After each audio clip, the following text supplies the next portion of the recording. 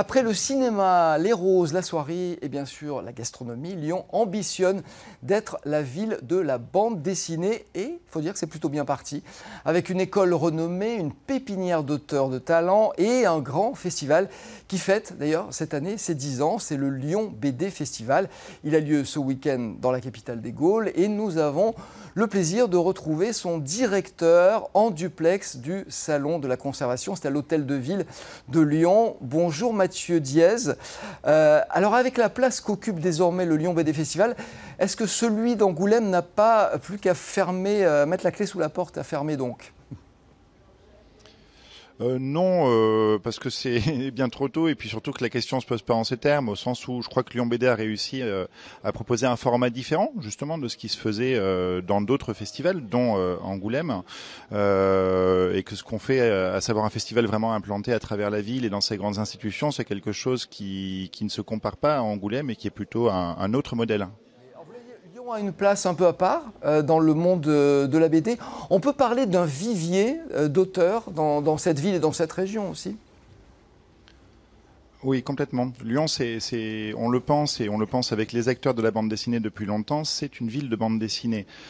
Parce qu'il y a l'école Émile Coll, parce qu'il y a des ateliers d'auteurs, de très nombreuses librairies spécialisées bande dessinée. On a énuméré, je crois, à peu près entre 150 et 200 auteurs professionnels qui vivent dans la métropole de Lyon. Je crois que c'est sur un total de 1200 auteurs professionnels en France. Donc c'est pour dire à quel point la concentration de talents ici est importante. Oui. Alors, ce festival, ça devient une référence, la ville devient une référence. Vous allez accueillir combien d'auteurs pendant ces 2 jours dans le cadre de ce Lyon BD Festival ? Alors sur ces 2 jours, on va accueillir pas moins de 200 auteurs, donc c'est un nouveau record pour Lyon BD, qui viennent d'un peu partout, puisqu'on en a évidemment beaucoup d'auteurs de la région dont on promeut le travail, mais aussi des auteurs de partout en France, et plus largement de l'étranger, puisque Lyon BD a développé un volet international assez dense depuis plusieurs années, et on accueille pas moins de 4 délégations qui proviennent de Catalogne, de Shanghai, du Québec et d'Algérie, avec des auteurs et des professionnels de la bande dessinée. Donc ça devient un rendez-vous important et qui rayonne. Oui, alors cette année, on peut dire, qu'on pardonne l'expression, mais vous avez mis le paquet avec une présence dans toute la ville, Palais du Commerce, Hôtel de Ville, Opéra, mais aussi dans les musées, sachant que, par exemple, le dessinateur Boulet lui a passé 4 jours en résidence au musée des Confluences. Il a appris tout ce qu'il pouvait apprendre sur les dinosaures. Il y a une expo qui est organisée pour présenter son travail. Est-ce que c'était pour montrer que les dessinateurs, en fait, ils ne sont pas coincés derrière leur table de dessin, ils sont ouverts sur le monde ?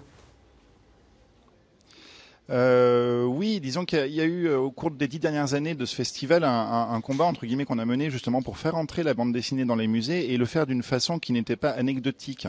Donc aujourd'hui on est dans 40 des plus grandes institutions de la ville et le projet de Boulet au musée c'est assez emblématique de ce qu'on pense qu'il faut faire et effectivement ça montre à quel point les auteurs de bande dessinée sont talentueux, curieux, sont d'excellents médiateurs finalement. Et là Boulet, vous disiez, il a appris tout ce qu'il fallait sur les dinosaures. En fait non, il savait déjà tout sur les dinosaures parce qu'il est passionné par la paléontologie, par les sciences et pour nous c'était une évidence que de prendre cet auteur-là et de lui proposer de passer quelques jours au musée, ce qu'il a fait. Et effectivement, des créations qu'il a réalisées sur place et avec les idées qu'il a eues, parce qu'il en a beaucoup, on a construit une expo sur une salle de 300 mètres carrés au musée des Confluences, expo qui a ouvert hier et qui est présentée jusqu'en août. Et pour nous, c'est une vraie reconnaissance en fait du talent des auteurs, parce que c'est une expo, encore une fois, coproduite par Lyon BD et le musée des Confluences.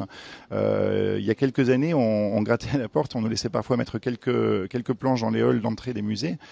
Aujourd'hui, voilà, c'est une exposition qui fait totalement partie de la programmation du musée et on en est très fiers et il faut aller la voir, c'est super. La BD dans les musées, c'est une forme de consécration et je voulais signaler que le dessinateur Boulet sera d'ailleurs l'invité du journal régional Rhône-Alpes ce soir, journal spécial consacré donc à ce festival. Vous l'avez dit, vous organisez des échanges avec d'autres pays. Cette année, c'était avec l'Espagne. Les auteurs sont déplacés autour du thème de, comme par hasard, la gastronomie.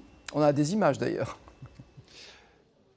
Oui, voilà, c'est un projet qu'on a lancé en janvier en fait. On a fait créer une bande dessinée à 4 auteurs de Barcelone, catalans, et 4 auteurs de la région Rhône-Alpes, en leur demandant de nous raconter la gastronomie dans leurs villes respectives en bande dessinée via des histoires courtes en 8 pages.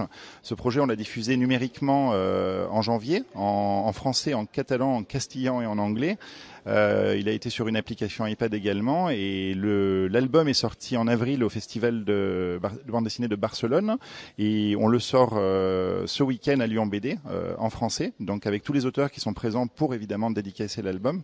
Et oui, c'est un projet qui a un peu réuni pas mal de passions qui touchent un certain nombre de membres de l'équipe, la gastronomie, le voyage et la bande dessinée. Donc on a fait un tout en un. Alors c'est un salon qui est très riche, il y a des expos, des performances, des spectacles. Il y a aussi une façon de découvrir des métiers qui sont ce que vous appelez les métiers de l'ombre, c'est-à-dire coloriste, encreur. C'est nouveau ça dans le festival ou pas ? Oui, disons que on a toujours fait des rencontres évidemment avec les auteurs, et on va de plus en plus loin, je dirais, dans le fait d'aborder leur métier, leur processus créatif, je dirais plus largement. Donc on a toute une série de rencontres qui s'intitulent Dans l'atelier 2, et l'idée c'est de prendre un auteur et de lui demander de nous faire le parcours entre l'idée et l'album. Quand on part d'une idée, comment il commence à l'étayer, comment il est accompagné par un coloriste, un scénariste, et comment on arrive finalement jusqu'à l'album. Et avec des zooms, comme vous l'avez souligné, sur des métiers que sont encreurs. Ça, c'est nos amis de la Comic Gone, le pôle comics du festival qu'on a lancé l'an dernier, qui s'intéressent à ces métiers qui sont plus particulièrement liés au marché du comics américain, donc notamment encreur effectivement, et puis un regard sur les coloristes, parce que c'est une profession qui regorge de talent et qui fait beaucoup pour les albums, et qui est peut-être un peu injustement méconnue, donc on a voulu aussi laisser une place à cela. Mais écoutez, merci beaucoup Mathieu Diez. Bon festival, je le rappelle, c'est ce week-end, c'est à Lyon, c'est dans toute la ville, très grand festival.